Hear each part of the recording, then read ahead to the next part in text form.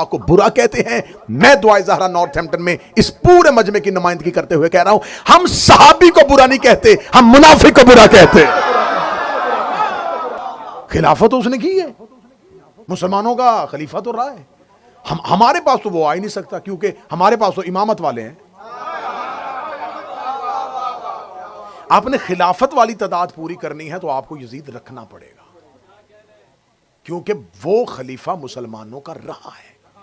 आप कहते जी उसका किरदार बड़ा गंदा था, लेकिन वो खलीफा रहा है। तो यही बात तो हम कह रहे हैं कि किरदार ठीक नहीं थे और खलीफा रहे हैं।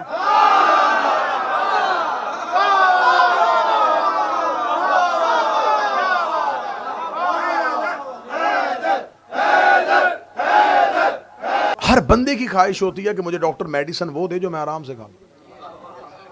इंजेक्शन कौन खुशी से लगवाता है भाई? तकलीफ वाला मरहला कौन खुशी से लेता है? यजीद मीठी गोली थी, खा ली, फौरी तौर पे कह दिया हाँ हाँ हाँ ले जाए ले जाए। हम नहीं मानते हजूर, हम सिर्फ यजीद ही नहीं पकड़ेंगे, हमारी तो मजबूरी है, हम तो फिर जाएंगे कि आखिरी साजिश में कौन कौन कहां कहां से शरीक था। ये सब कुछ अचानक नहीं हुआ, अचानक हो गया। अचानक मुफ्तियों ने फतवे दे दिए हुसैन के कत्ल पे। वो जो मुफ्ती फतवे दे रहे थे वो वही मुफ्ती थे जो जुमा के खुतबों में मिंबरों पे अली को गालियां दे रहे थे। तो ये पूरी 50 साल में जो जमीन नबी के खानदान के खिलाफ तैयार हुई है, ये मेरा अहले सुन्नत भाई अचानक नहीं हुई। अगर मुहर्रम तुम्हें ले ही आया है हुसैन, और सोहबत रसूल के इस म्यार में जो गुजरता है वो शाहकारे मकतबे रिसालत बन जाता है। हमारे ऊपर ये जो इल्ज़ाम है कि हम शायद नबी के वफ़ादार असहाब को, नबी के जानसार असहाब को अहले बैत के मुकाबले पे तरजीह नहीं देते, तो ये यकीनन ये हक़ है कि हम अहले बैत के मामले में इतने मोहतात हैं और इतने सख्त हैं कि हम नबी के बाद अहले बैत को सबसे ज़्यादा अफजल समझते हैं। हम मौला अमीर अल-मोमिनीन को रसूल अल्लाह का बिला फसल खलीफा मानते हैं। हमारे अकायद रोज़ रोशन की तरह अयां हैं। हम अपने अकायद में सिर्फ ये नहीं है कि हम खामोशी से या छुप के अपने अकायद का इजहार करते हैं, हम अपनी अज़ान में बरमला ये अपने अकीदे का इजहार करते हैं कि हम अली को रसूल अल्लाह का वसी मानते हैं और खलीफा मानते हैं, और साथ हम ये भी कहते हैं बिला फसल कि हम बग़ैर फासले के खलीफा मानते हैं। हम जनाब सैयदा को सदीक़तुल कुबरा मानते हैं। उनका हक फ़दक जो था उस मुतालबे पे सैयदा को हक पर समझते हैं। हमारी ये अकायद रोज़ रोशन की तरह अया है। इन अकायद के बाद आप हमसे बात करें, आप हमसे गुफ्तगू करें, तो उसी इल्ज़ाम को ख़त्म करने के लिए हमने मुसलसल आपको दो तरह से आपके सामने वाज़े किया कि असहाब पैगम्बर में भी हर एक वफ़ादार पैगम्बर नहीं था। अगर सारे ही असहाब नबी के वफ़ादार होते तो फिर खुदा ने कुरान में सूरह मुनाफिकून किन के लिए नाज़िल की थी? मुसलमान काफिर की एक ही शक्ल थी, एक ही सूरत थी, इसलिए खुदा ने काफिरों के लिए एक ही सूरत भेजी, काफिरून। मुसलमान की एक ही शक्ल होती तो खुदा एक ही सूरत भेजता, मुस्लिमून। लेकिन खुदा ने काफिरों के लिए काफिरून भेजी, मुसलमानों के लिए मुस्लिमून नहीं, दो सूरतें भेजी, मोमिनून मुनाफिकून।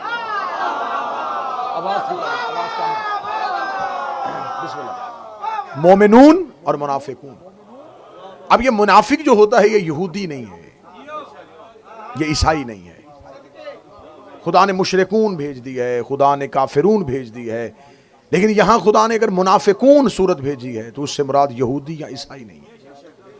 मुनाफिक निफाक से निकला है, निफाक नफक से निकला है, जिसके अंदर कुछ हो और वह जाहिर कुछ करे, जिसकी खुदा ने वाज़ेह तौर पे ये अलामत बता दी थी कि मेरा हबीब इनके दिलों में ईमान नहीं है, ये सिर्फ जुबान से ला इलाहा इल्लल्लाह कह रहे हैं।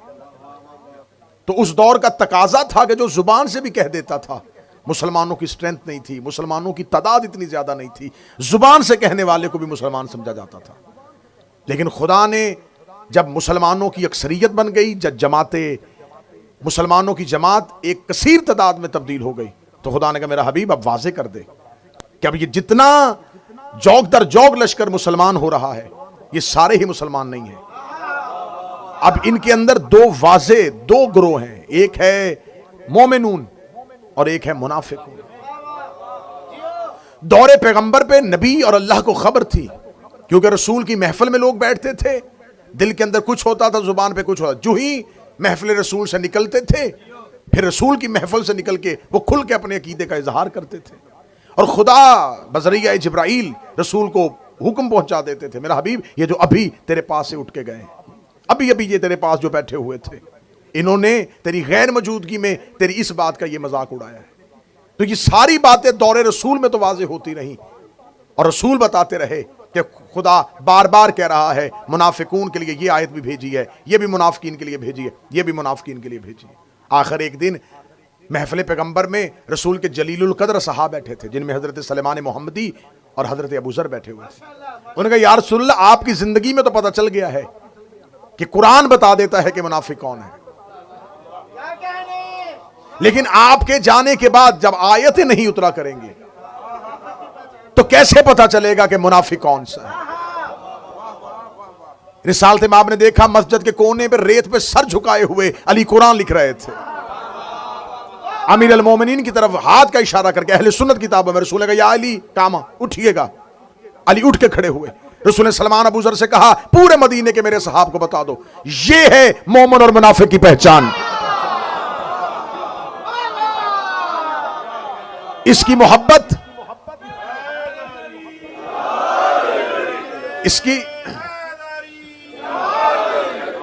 इसकी मोहब्बत ऐन ईमान है,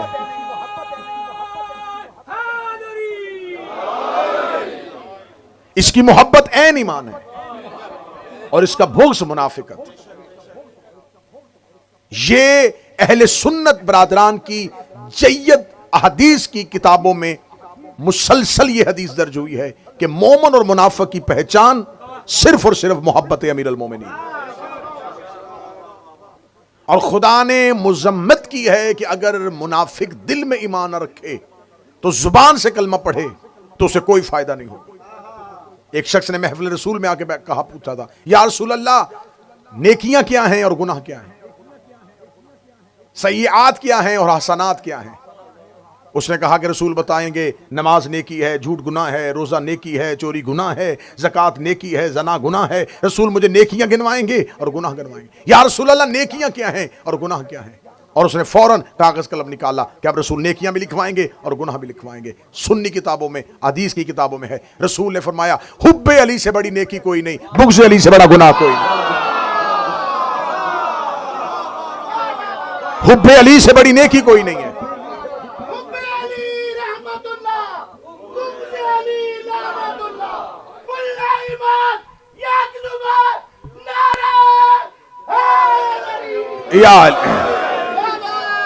हुब्बे अली से बड़ी नेकी कोई नहीं है, बुग़्ज़ अली से बड़ा गुनाह कोई नहीं। अगर दिल में अली की मोहब्बत ना हो और दिल में अली की दुश्मनी एक राई के दाने के बराबर भी हो,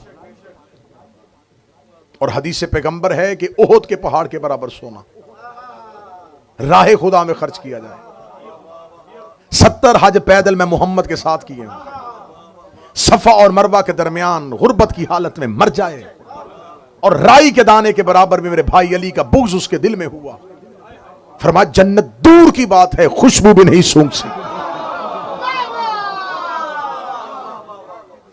इसकी वजाहत की थी जब हज़रत हमारे यासर ने पूछा था या रसूल अल्लाह, मुझसे असहाब पूछते हैं कि रसूल ने कहा है कि मेरे भाई अली की मोहब्बत दिल में नहीं होगी तो कोई नेकी फायदा नहीं देगी। कितनी बेहतरीन वजाहत की।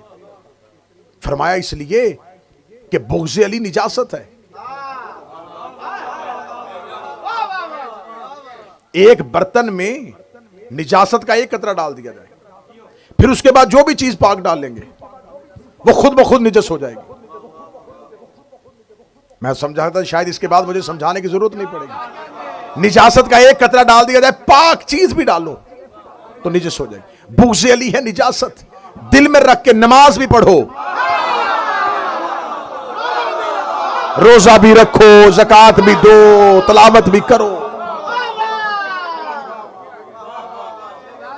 जंग सफीन में जब मौला अमीर अल मोमिनीन ने अपने एक असहाबी से कहा था कि जाओ लश्कर शाम पे हमला करो, वो लश्कर शाम पे हमला करने के लिए अपना एक दस्ता लेके आगे बढ़ा तो उन्होंने देखा कि माल किस्तर आ रहा है। उन्होंने फौरन कुरान नेज़ों पे बुलंद कर लिया, माल किस्तर अपना लश्कर लेके वापस आ गए। अल्लाह ने फरमाया मालिक हमला क्यों नहीं करके आए? फरमाया मौला हमला करने गया था लेकिन उन्होंने कुरान नेज़ों पे उठा लिए, कुरान नेज़ों पे उठा लिए है। तारीख कहती है बिजली किसी तेजी से घोड़े की सीन पे आए, अल्लाह ने अपनी जुल्फकार को हवा में लहराया। मालिक ने कहा मौला कहां जा रहे? फरमाया इन पर हमला करने के लिए। उसका मौला हमला तो मैं भी कर सकता था लेकिन मौला मैं तो कुरान दे के वापस आ गया। अली ने भागते घोड़े की सीन पे कहा मालिक कुरान इनके हलकों में अटका हुआ है, कुरान इनकी गर्दनों में फंसा हुआ है। उसका मौला ऐसे भी कारी होते हैं जो कुरान पढ़े और कुरान हलक में रुक जाए। फरमाया तूने नबी से नहीं सुना अल कुरान मा अली व अली मा अल कुरान, कुरान और अली हमेशा इकट्ठे होते हैं।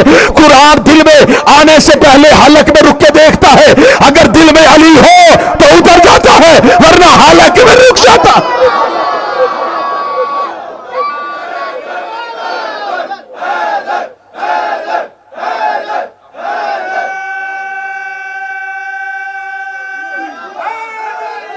यार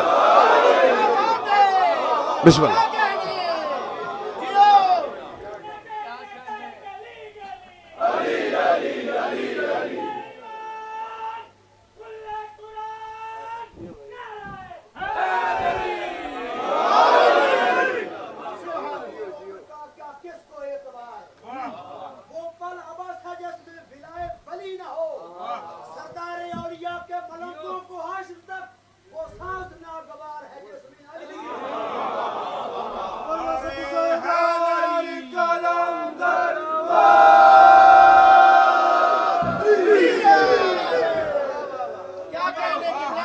तो यह सबसे बड़ा एतराज है कि आप शायद सहाबे पैगंबर को नहीं मानते, हम सहाबे पैगंबर को मानते हैं।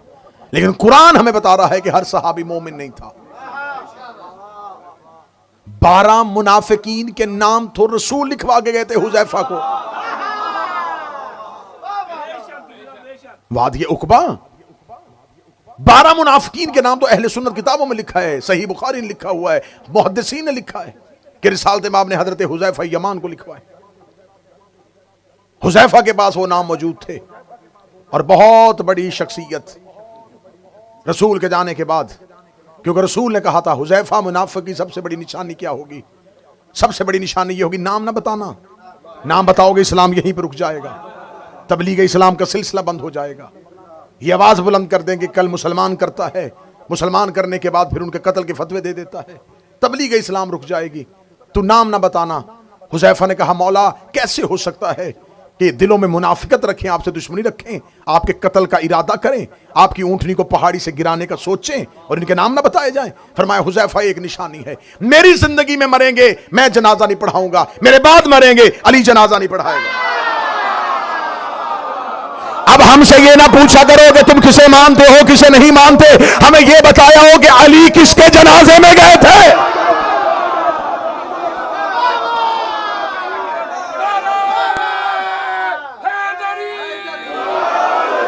मसरूफियत है क्या? मसरूफियत थी कि अली नहीं गए? अगर मसरूफियत की वजह से ना जाना होता मदाइन में जाकर सलमान का जनाजा पढ़ा दिया। मुनाफिक का जनाजा रसूल ने फरमा दिया। और जब भी मदीने में कोई मरता था एक बहुत बड़ी शख्सियत हुजैफा के दरवाजे पे आती थी, तू जनाजे पे जा रहा है?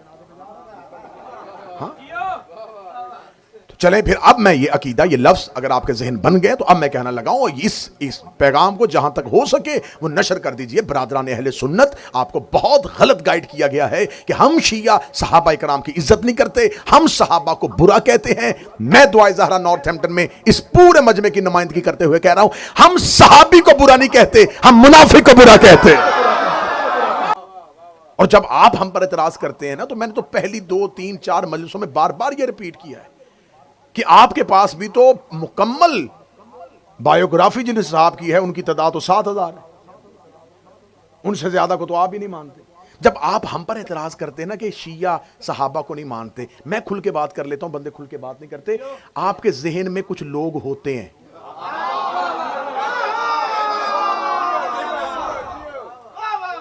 कुछ लोगों को आप जहन में रख के तो आप ना सहाबा का नाम ना गलत इस्तेमाल करें, बाकी सब लोगों को तो ना गलत करें। आप नाम लेके बताया करें कि आप इन्हें क्यों नहीं मानते।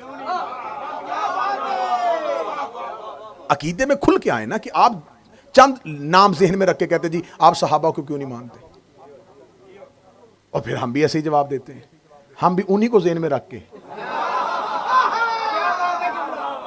हम भी कह देते हैं कि हम सबको नहीं मानते।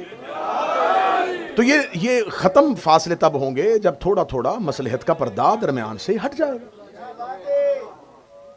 आप बाय नेम हमसे पूछें, हम आपको बाय नेम बताएं। आप हमसे, चले मैं अच्छा करके कह देता हूं, आप हमने बाय नेम पूछें, हम आपको बाय कैरेक्टर जवाब देंगे।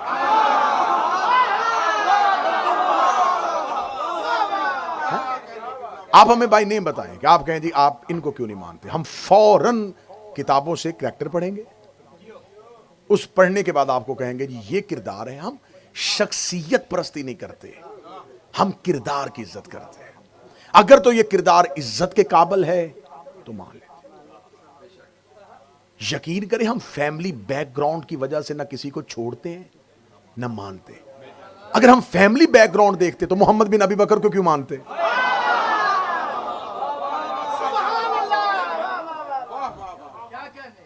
शिया मरता मर जाता है, लेकिन यजीद के लिए इतना सा भी नरम गोशा नहीं रखता। उसके बेटे ने सिर्फ आके अपने बाप के तख्त को ठोकर मारी है, कैरेक्टर आया सामने, हमने किरदार कबूल कर लिया। क्या मसलहत थी, क्यों किया था, हमने कहा नहीं ये जुमला काबिल कबूल है, बेशक यजीद का बेटा है। तो हमारे यहां नहीं देखा जाता कि कौन किसका बाप है किसका बेटा है, हम ये देखते हैं कि उसकी अहले बैत से और रसूल के घर से मोहब्बत क्या है। तो अगर हमारा ये म्यार गलत है, आप ये समझते हैं कि नहीं हम अंधी तकलीद करें, हर किसी को मानना शुरू कर दें, तो ये हमसे नहीं। अब हम आपको बताते हैं कि असहाबे पैगंबर में से देखें, ये जो इतना बड़ा वाकया रूनुमा हो गया है, 10 दिन से हम रो रहे हैं, 10 दिन से हम सड़कों पे हैं, पूरी दुनिया का हर शिया इन 10 दिनों में स्याह लिबास पहन के एहतजाज कर रहा है। यह एहतजाज किस चीज का है? इमाम हुसैन की शहादत का, कि 61 हिजरी को 10 मुहर्रम को इराक के सहरा में नबी के खानदान का एक कत्ल हुआ है।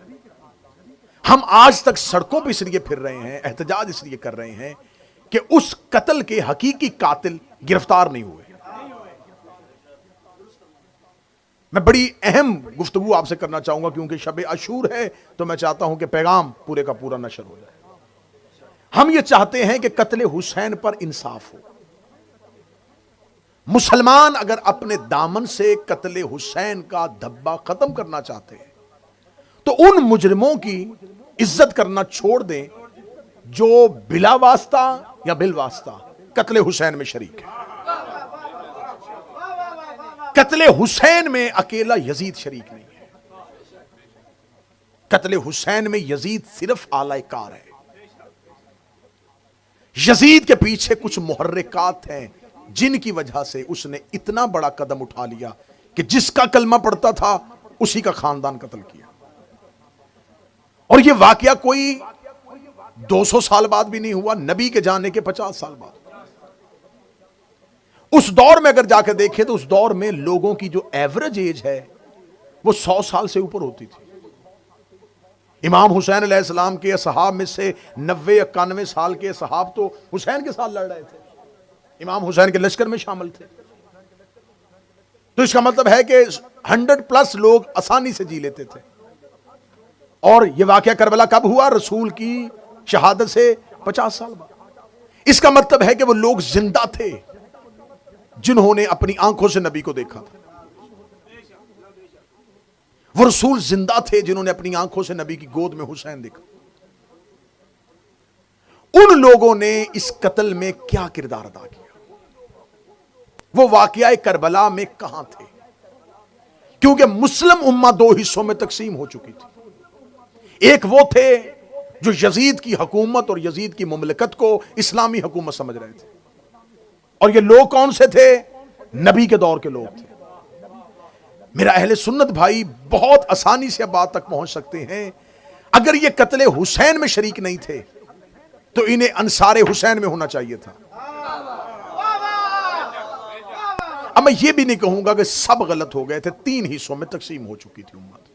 एक वो थे जो खुल के यजीद का साथ दे रहे थे, एक वो थे जो खुल के हुसैन का साथ दे रहे थे, दरमियान में एक ऐसा ग्रोह था, एक ऐसी कसीर तादाद थी जो वक्ती तौर पे फैसला नहीं कर पाई कि अब हमें क्या करना चाहिए। उनमें से बहुत सौ ने बाद में किसी न किसी तरीके से नुसरत इमाम करने के लिए हर मुमकिन कोशिश की। जिन्होंने बाद में कोशिश की वो नाम भी तारीखों में लिखे हुए।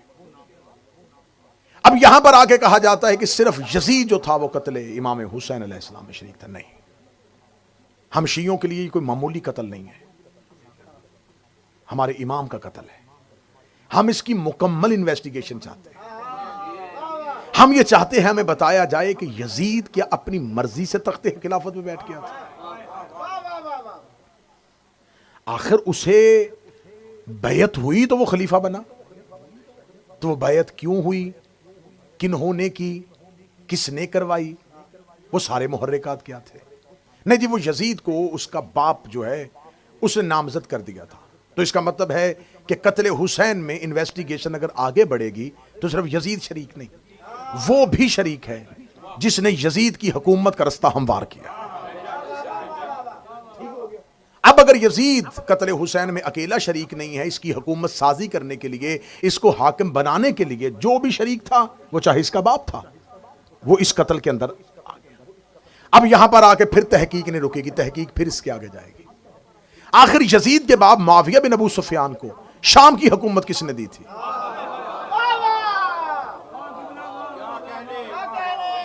अगर आप सुराग लगाना चाहें तो फिर सुराग तो लग सकता है। अगर आपने वैसे ही ताज्जुब की पट्टी आंखों में बांध ली है और कातलाने हुसैन को ही अपने हीरो समझना है तो आपकी मर्जी है, वरना हम शिया कट रहे हैं, मर रहे हैं, लेकिन आपको हक पहुंचा रहे हैं कि खुदारा अपने दिमाग, अपने जहन, अपनी अक्लों को रोशन करो। यजीद की हुकूमत बनाने में उसके बाप का हाथ था। मुआविया बिन अबू सुफियान को शाम की हुकूमत देने में किसका हाथ था? किसने उसे खलीफा बनाया था? कहते तीसरी खिलाफत के दौर में बाकायदा तौर पर उसे नामजद कर दिया गया था। 18 हिजरी से लेकर 60 हिजरी तक 42 साल मुसलसल अबू सुफियान का बेटा शाम के मुसलमानों का हाकिम बना रहा। क्या 42 साल में मुसलमानों के पास कोई हाफिज कुरान, कोई मुफस्सिर कुरान, कोई मुहद्दिस, कोई ऐसा सहाबी, कोई बरगजीदा, कोई नबी के खानदान से मोहब्बत करने वाला नहीं था कि 42 साल जिगर चबाने वाली का बेटा, दस्तरखान में वाजे शराब रख के पीने वाला, कुत्तों और बंदरों से खेलने वाला, वो मुसलमानों का हाकिम बन के हुकूमत करता रहा और किसी ने भी ना पूछा? नहीं, ये सब जी बनी उमैया की नस्ल और है। और फिर जाके बहुत बड़ा तारीख का धोखा दिया जिसमें अक्सरियत हमारे शियों की भी आ गई कि बनी उमैया जो थे ये बनी हाशिम के रिश्तेदार ही थे, पीछे से इनका शजरा एक था। गलत। खुदा ने कुरान में पहले कह दिया है शजरा तैयबा और है, शजरा खबीसा और है। अगर शजरा एक होता, मौजू ठीक है जी, अगर शजरा एक होता तो खुदा एक ही शजरे की बात करता। खुदा ने कुरान में 2 शजरों की बात की है, शजरा तैयबा, शजरा खबीसा। शजरा मलौना और है, शजरा तैयबा और है, 2 शजरे हैं। अब मैं आपको बता देता हूं। अब्द मनाफ के 2 बेटे, एक का नाम अम्र जिसे हाशिम कहते, दूसरे का नाम अब्दुल शम्स। कहा जाता है कि अब्दुल शम्स का जो बेटा था वो उमैया था। उमैया अब्दुल शम्स का बेटा नहीं था। अब्दुल शम्स के बेटे का नाम रुबैया था। उमैया अब्दुल शम्स का गुलाम था।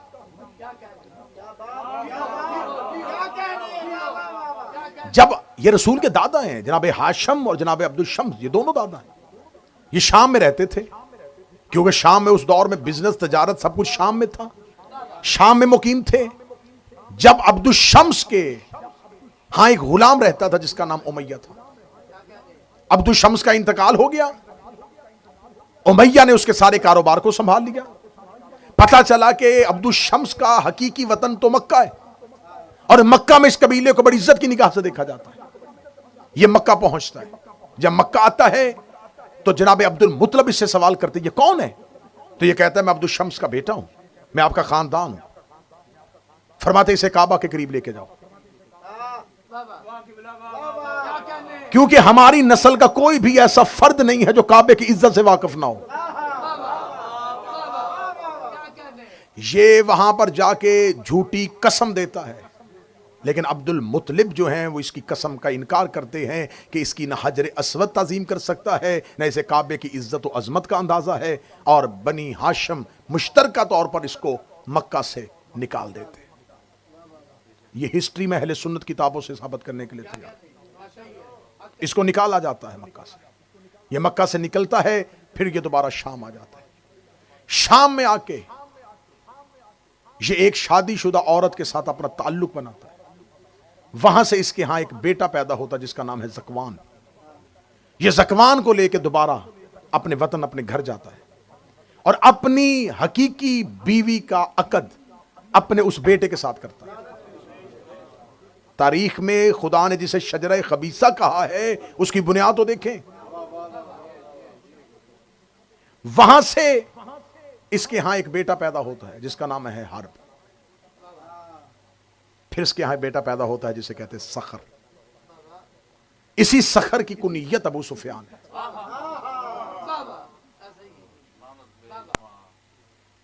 अबू सुफियान के यहां फिर 3 बेटे आते हैं। एक हंजला जिसे बदर में अली ने मारा, एक मुआविया और एक यजीद। एक तो यजीद मुआविया का बेटा था, एक यजीद मुआविया का भाई भी था, यजीद बिन अबू सुफियान। उधर से हरब के हाँ एक और बेटा है अबू सुफियान के अलावा जिसका नाम है आस। आस के फिर 2 बेटे हैं, एक का नाम है हकम और एक का नाम है अफ़ान। हकम का बेटा मरवान और आस का बेटा उस्मान। उफान का बेटा उस्मान। फिर इसमें से एक बेटा है जिसका नाम है उकबा। उकबा का एक बेटा है वलीद। ये वही वलीद है जब इमाम हुसैन से बैत मांगी गई तो ये मदीने का वाली था, मदीने का हाकम था। इसको खिलाफत के दौर में कूफे का हाकम बना दिया गया था। यह कूफे का मुसलमानों का वाली बना हुआ था दौर यजीद में। और अहले सुन्नत किताबें कहती हैं इसने शराब के नशे में आके फजर की नमाज मुसलमानों को पढ़ाई और 2 रकत की बजाय 4 रकत नमाज पढ़ाई।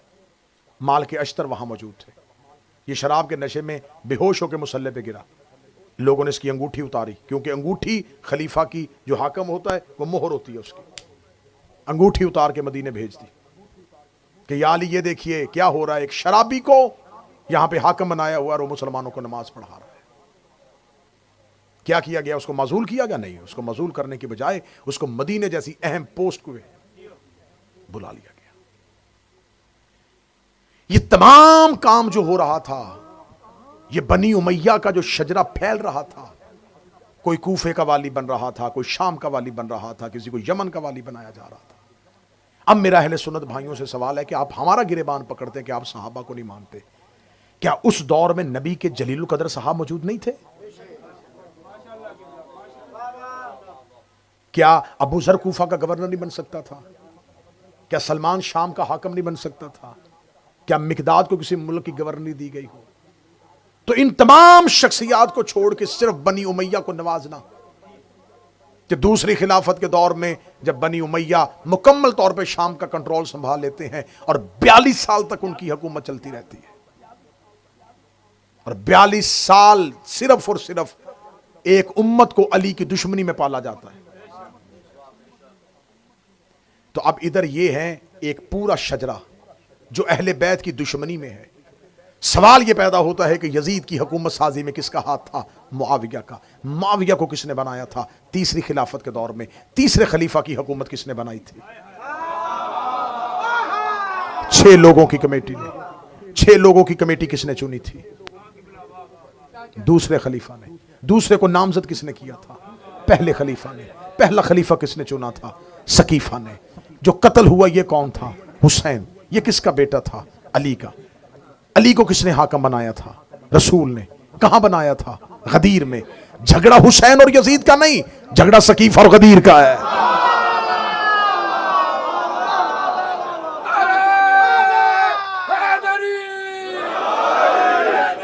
लड़ाई यजीद और हुसैन की नहीं है, जंग सकीफ और गदीर में है। मैं हर साल ये चीख चीख के पूरी दुनिया के सामने कहता हूं, कतन मुनाफकत ना किया करो हुसैन के साथ। पूरा साल यजीद के कैंप में रहना, 10 साल के लिए हुसैनी बनने की एक्टिंग करना, फौरन सारे मुसलमान कहते हम भी इमाम हुसैन को मानते हैं। हमारे गांव में आके देखिए हम कितनी सबीलें लगाते हैं, हम 10 मुहर्रम को इतनी हलीम की देगे पकाते हैं। देगे पकाने से हुसैन मिलता है, सबीलें लगाने से हुसैन मिलता है। 10 दिन के लिए सिर्फ राजी करने के लिए, क्यों? हमें तेरी मुनाफिकत का पता है, तू 10 दिन हुसैनी इसलिए होता है कि उधर यजीद खड़ा है। अब यजीद के कैंप में ना जाने की वजह से सारी मुसलमान उम्मा ने कह दिया यजीद गलत, यजीद गलत, यजीद गलत, यजीद गलत, यजीद गलत। क्यों भाई, अकेला यजीद? सारे आके कह नहीं हुसैन सही यजीद गलत, हुसैन सही यजीद गलत, हुसैन सही यजीद गलत। मुझे नहीं पता तकरीर किसी बंदे तक पहुंच रही है, कौन सो के सुन रहा है, कौन जाके सुन रहा है। मैं जुमला कहने लगा हुसैन सही यजीद गलत। हुसैन सही कहने के लिए कई गलत कहने पड़ते हैं। इतना सस्ता नहीं है हुसैन।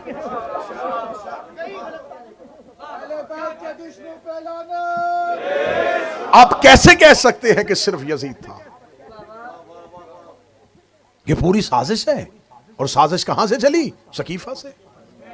इमामत कहां से चली? गदीर से। इसका मतलब है लड़ाई हुसैन और यजीद की नहीं है, गदीर और सकीफा की है। आज भी मुसलमानों में 2 ही फिरके हैं, यह गदीरी फिरका या सकीफाई फिरका। या तो आप सकीफा के फॉलोअर हैं या आप गदीर को फॉलो कर रहे हैं। कोई तीसरा रास्ता नबी ने छोड़ा ही नहीं है। या गदीर या सकीफा, या खिलाफत या इमामत। कुरान में 2 ही सूरतें, या मोमिनून या मुनाफिकून।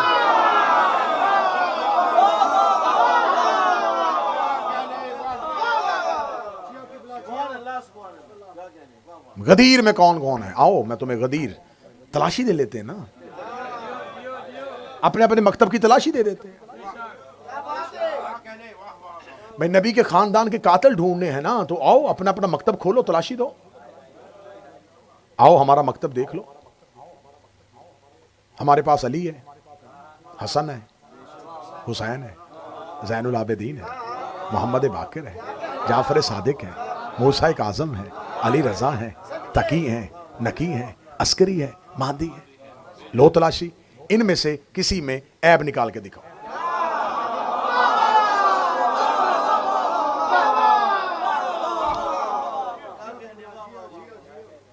आओ हम जिनको मानते हैं उनमें फातिमा बिनते असद है, खदीजा बिनते खवालद है, फातिमा बिनते मोहम्मद है, ज़ैनब बिनते अली है। आओ ऐब निकाल के दिखाओ। दी है ना तलाशी? दी है ना? दी है तो फिर तलाशी लेनी भी तो है।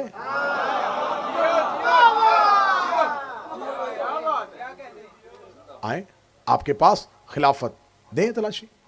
पहला खलीफा हजरत अबू बकर, दूसरे हजरत उमर, तीसरे हजरत उस्मान, चौथे हजरत माविया, 5वें थोड़ी देर के लिए हसन, 6ठे यजीद। आपकी खिलाफत में तो यजीद खड़ा है। खिलाफत मुकम्मल ही नहीं है जब तक 6ठे नंबर पर यजीद को ना वो माने। क्योंकि भाई आप उसके किरदार को नहीं मान रहे, खलीफा तो रहा है ना। खिलाफत तो उसने की है, मुसलमानों का खलीफा तो रहा है। हमारे पास तो वो आ ही नहीं सकता, क्योंकि हमारे पास तो इमामत वाले हैं। आपने खिलाफत वाली तादाद पूरी करनी है तो आपको यजीद रखना पड़ेगा, क्योंकि वो खलीफा मुसलमानों का रहा है। आप कहते जी उसका किरदार बड़ा गंदा था, लेकिन वो खलीफा रहा है। तो यही बात तो हम कह रहे हैं कि किरदार ठीक नहीं थे और खलीफा रहे हैं।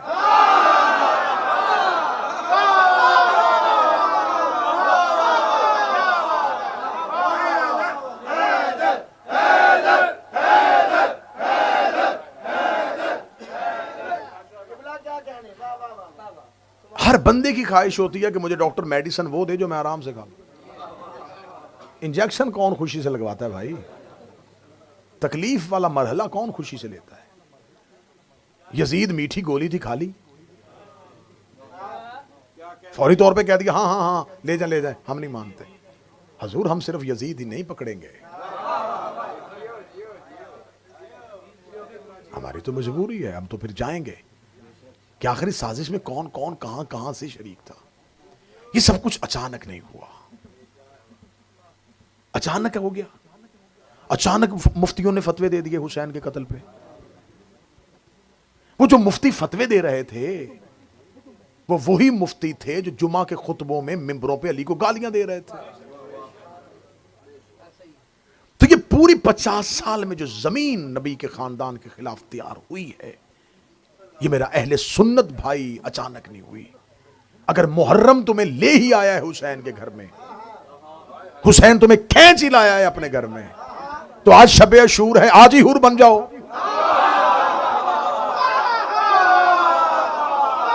आज हुर बन जाओ। आज अब वापस ना जाना,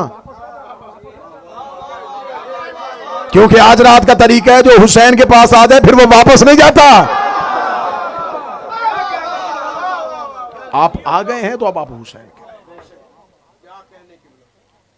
इंशाल्लाह इसी मौजू को हम बढ़ाएंगे सोइम की मजलिस में, इसकी मुकम्मल तफसीलात अगली, क्योंकि वक्त बहुत ज्यादा हो गया और शहादत भी मुकम्मल करी। और मुझे 2 वादे मैंने आपसे किए थे कि मुझे सहाबे हुसैन पे भी बात करनी है। हमारे यहां मकतबे तशय्यो में हम इमाम हुसैन अलैहिस्सलाम के 72 तादाद जानते हैं, 72 के किरदार नहीं जानते। मैं 3 4 5 जो जितना आप बर्दाश्त कर सकेंगे उतना मैं आपको बताऊंगा। इसमें कैसे कैसे जलील कदर लोग हैं। हबीब इब्ने मुज़ाहिर,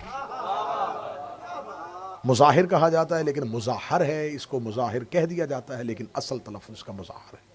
हबीब इब्ने मुज़ाहिर ऐसा हुसैन का जय्यद सहाबी कि जो जाहिर बैठे वो मेरी गवाही देंगे। कब्र हुसैन पे किसी भी दरवाजे से जाओ पहले हबीब आता है, और हुसैन के शहर में जाओ तो पहले हुर आता है। फिर मैं जुमला कह दूं, हुर है हुसैन के शहर का दरवाजा, हबीब है हुसैन की जर्री का दरवाजा। इमाम हुसैन ने हुर को अपने शहर के बाहर बिठाया। हुसैन को पता था कि क़यामत तक के लिए मेरे शहर में गुनाहगारों ने भी आना है, कहीं करबला के बाहर आके डर ना जाएं। करबला के बाहर आके अपने गुनाहों से डरे तो सामने हुर खड़ा हो, हाय हाय हुर कहे आ जाओ मैं तुम्हारे सामने जिंदा मिसाल हूं। दरवाजा हुसैन के शहर का दरवाजा हुर, हुसैन की जरी का दरवाजा हबीब। क्या था इसमें जो हुसैन ने इसकी कब्र अपनी कब्र के साथ बनवाई है। इमाम हुसैन अलैहिस्सलाम ने जनाब हबीब को एक खत लिखा था, उस खत में हबीब को सलाम किया था रजुल फकी कह के, ए मर्द फकी तुम पर मेरा सलाम। और मैं बच्चों को समझाने के लिए कह दूं, जनाब हबीब रसूल के साहबी थे। इमाम हुसैन और इमाम हसन अलैहिस्सलाम का बचपन था। इनके बाप मुज़ाहिर ने नबी का खाना किया कि आपने या रसूलल्लाह कल मेरे घर खाना खाना। रिसालत में आपने फरमाया मुज़ाहिर अकेला नहीं आऊंगा, बेटों को साथ लेके आऊंगा। रिसालत में आप जब अगले दिन हसन और हुसैन को लेकर मुज़ाहिर के घर की तरफ चले तो मुज़ाहिर का यही बेटा हबीब अपने मकान की छत पे था। ये मेहमानों का रास्ता देख रहा था कि आज रसूल ने हमारे घर आना है, या छत से गिर के हबीब मर गए। तारीख पढ़ रहा हूं, हबीब मर गए। बाप ने लाश कमरे में रख के बंद कर दिया दरवाजा। रिसालत में आप आए, दस्तरखान लगा दिया, हसन और हुसैन साथ। जो ही हसन और हुसैन दाएं हसन बैठ गए, बाएं हुसैन बैठ गए। इमाम हुसैन ने नाना का बाजू फैला के, नाना इसका बेटा हबीब कहां है। रसूलुल्लाह फरमाया मुज़ाहिर मेरा हुसैन पूछ रहा है तेरा बेटा हबीब कहां है, क्योंकि वो हुसैन से बड़ी दोस्ती रखता है। मुज़ाहिर की आंखों में आंसू आ गए, कहने लगे या रसूलल्लाह बताना नहीं चाहता था कि कहीं आप मेरे घर का खाना न छोड़ दें। थोड़ी देर पहले मकान की छत से गिरा, उसका इंतकाल हो गया। मौत की खबर सुनी हबीब की, हुसैन तड़प के उठे, कहां है हबीब। मुजाहरा आगे आगे चला, पीछे हुसैन चले। कमरे में जाके चादर हटाई।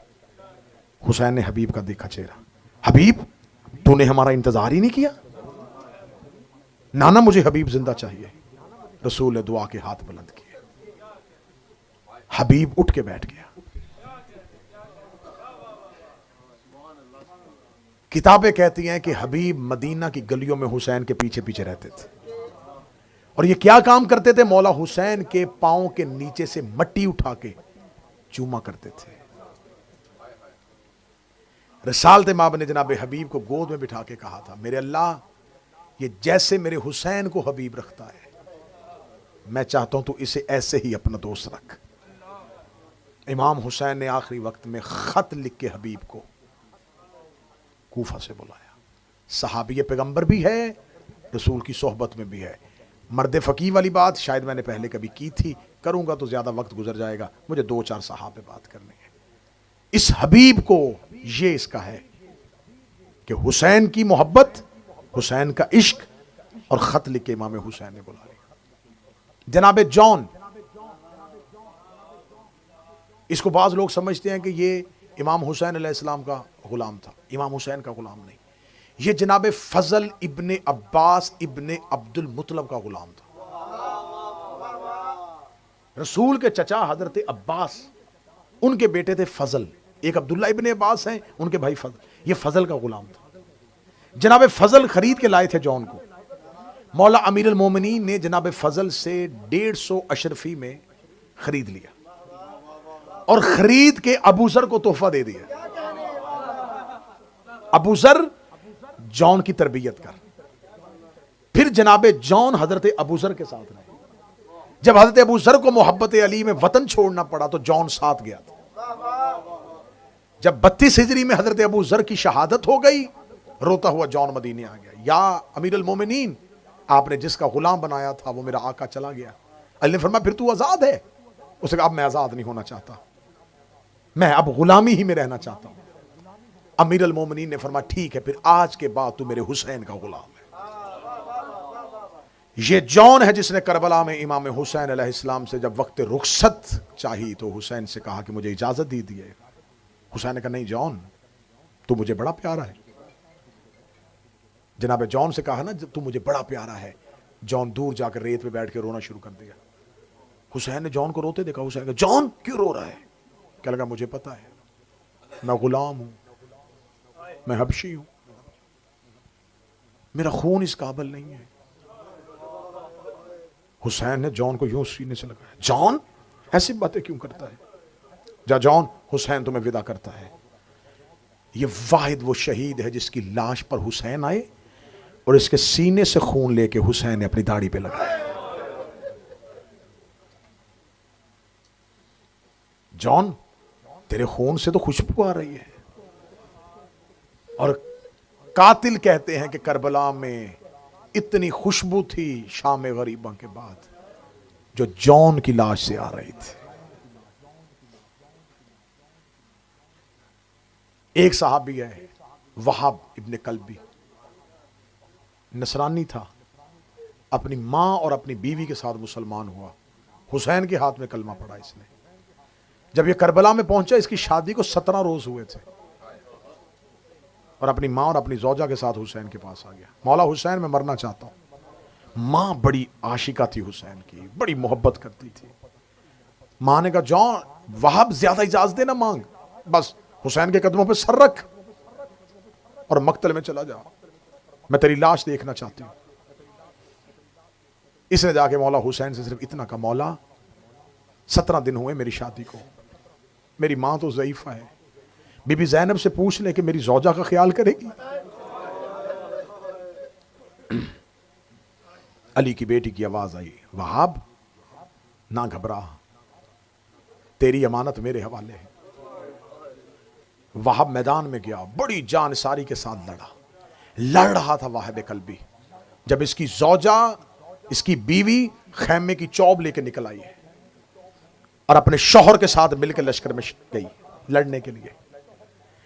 करबला में जहां हुसैन के असहाब शहीद हुए, वहां एक खातून शहीद हुई है जो वहाब की बीवी है। इसके सर पे तलवार लगी है और शौहर के साथ शहीद हुई है। करबला में एक सहाबी, एक हुसैन की नासिर की जौजा भी शहीद हुई है, वो वहाब कल्बी की जौजा थी।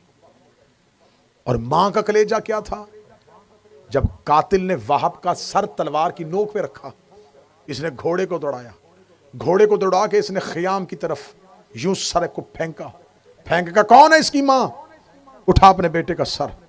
मां दौड़ती हुई खेमे से बाहर आई, वहाब का सर उठाया, चूमा, लश्कर यजीद पे वापस भेज गया, भेज कर दी ये हुसैन को सदका कर दे, हम वापस नहीं लेते।